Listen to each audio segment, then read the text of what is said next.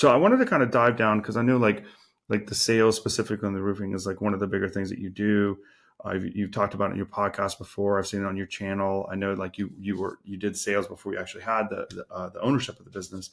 How did you how did you get into the sales side of things, and like what do you think was it that made you successful in that arena, that aspect of All right. Well, that's a whole story in itself. Like I said, it? I started off as a truck driver, so I really didn't have any sales experience. I would drive the truck out to the job site. We'd set the conveyor truck up and we'd throw shingles by hand onto a conveyor belt and kind of stack them across roofs. I did Yep. that for 12 years. And along the way, you get to meet some pretty cool people, some owners, some crews, and you kind of get to learn how to communicate with different people on different levels. Um, when the opportunity came for me to move to Charlotte and help with that branch, I had zero experience. So I kind of had to learn on the fly. And the cool thing about that opportunity was I was doing more inside sales. I was a branch manager instead of being an actual outside sales rep. And I think that that branch manager experience really helped me along as well because, again, I got to talk to a lot of different people. I was in a different position at that point. I wasn't driving a truck. So people were actually looking at me as an authority figure or someone that actually knew what he was talking about. I knew what I was Hmm. talking about the whole time, but I didn't get any credit as a truck driver because, that's Yeah. society. Yeah. So when I left that job, I came down here to Texas. I had zero experience in sales. Everything's a sale, but you know what I mean? I didn't have any I know. Yeah. formal training or No anything like formal that. training on sales. Yeah. None. So Yep. I went out and I struggled mightily. And I'll never forget what happened. Maybe about a year in, I had sold a few roofs here or there and I was doing all right. And I come to realize it was just pure luck because I was harping on the things that people didn't care about. I was focusing on what I knew, which was The the tech specs, materials and materials yeah, and the tech. the Yeah. the specs and all that Yeah. stuff. Yeah. And so nobody cares. I come to realize. And I got to the point where I was in Amarillo, Texas, working with a buddy of mine, and we were staying in an RV for like 2 months. And there was a storm over in Amarillo. And I showed up thinking we're roofing everything, right? Hmm. And 2 months in, I didn't sell a single roof. I failed Mm. so miserably. I was depressed. I didn't understand what I was doing wrong. I came Hmm. back to Texas and it was like, I'll never forget my boss. He said, "You know what? We're going to fire you, dude, because you didn't get any results, but we do like you. The people around think you're all right. We think you got a good personality. So, hooray for that. Saved myself. But at that time, I also needed to get away from it. So, Hmm. I took a break. I went back to Ohio and I was just going to go visit my mom for a couple of days and just kind of decompress and kind of get my head about me again and come back for more. But when I got there, I saw that my mom wasn't in perfect health. She had been sick and she didn't tell me about this because she didn't want me to worry. And I appreciate that. But once I got there, I realized I can't really leave. I have to stay here for a little while, try help. And I ended Hmm. up calling the company that I was working for and told them that. And they said, okay, whatever. No big loss. I sold a few roofs for them. I was definitely not a top producer. But what ended up happening was in that period, I went back to the company that I started at and I was driving a truck again.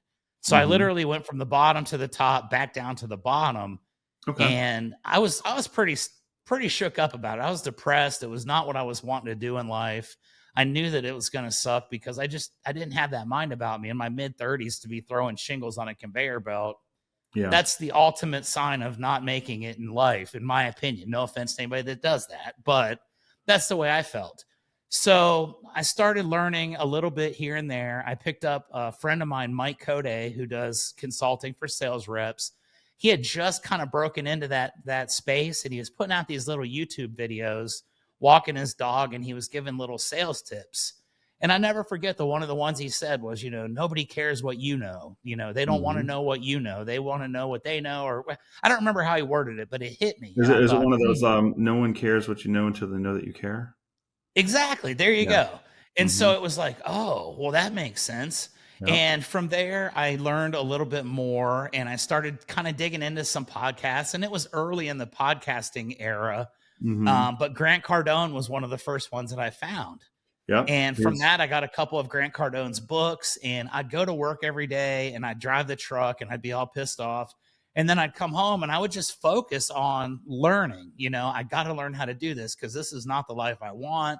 After Mm-hmm. about 10 months, I decided, okay, I think I can do this. Like, I think I understand where I was messing up. I was very honest and aware of my weaknesses and my strengths. So I called the company in Texas back and I said, hey, look, I want to redeem myself. I need a chance to show that I can do what I know I can do. If you don't give me the opportunity, I understand. But the reality was I left all my stuff in Texas anyway. So I was coming back no matter what. Mm-hmm. And the owner of the company was like, yeah, you know what? Come back. We don't have a position, but we're going to make one for you. Okay. And I That's thought that awesome. was pretty cool. That's really So cool. I came back and I instantly started applying the different mindset that I learned over the 10 months. And I sold a roof immediately. And that was probably in August. From August to December, I sold, I don't remember what the numbers were, but I was doing really well. And the next year, I won the Salesman of the Year award. I did $1 million Awesome. in sales for the first time. And then the next year, I did it again. And I didn't win the Salesman of the Year. I'm not trying to boost myself too much, but I do have the trophies back here somewhere.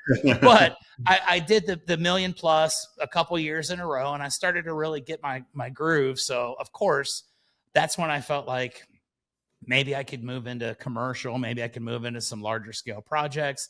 The opportunity just wasn't there for it at that company. So I came over here and started doing what I'm doing now. And then I quit doing sales, Mm-hmm. which I probably shouldn't have done at that time. I should have continued to be active in it. But that was really the whole story behind it is I learned as I went based on my failures. And the reality was I had to be honest with myself and say, look, if you're going to do it, you can't pretend like you're good. You've got to prove it because the numbers don't lie. And my number was a 0 at that time when I had to be smacked in the face with reality. So, you Yeah. know, reality Well, will do some strange things to you. I think it's a gut check, and I think like the only way you grow is if you can really look at that humbly and realize those weaknesses. So many people look at those things about themselves and they don't want to be honest with themselves, and of course, because of that, they'll never grow.